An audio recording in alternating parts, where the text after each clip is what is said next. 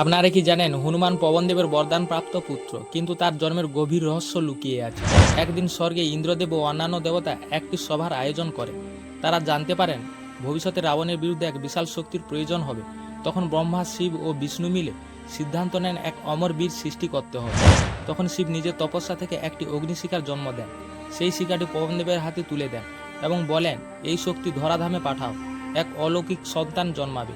সেই সময় অঞ্জনা নামের এক অপ্সরা, যিনি সাপে বানর রূপে মর্তে বাস করেছিলেন, রাম ভক্তি ও মুক্তির আশায় তপস্যা করেছিলেন।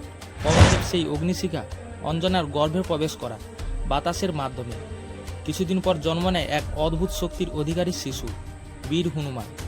এই গোপন রহস্য অনেক পুরানো গ্রন্থে গোপন রাখা হয়েছে, কারণ হনুমানের জন্ম এক মহাশক্তির সমাবেশ ছিল, যাতে রাবণের মতো মহাবীর শক্তিশালীকে ধ্বংস করা যায়। তাই বলা হয় হনুমান শুধু পবনপুত্র নয়, তিনি ত্রিদেবের সমন্বিত ইচ্ছার অভিরূপ।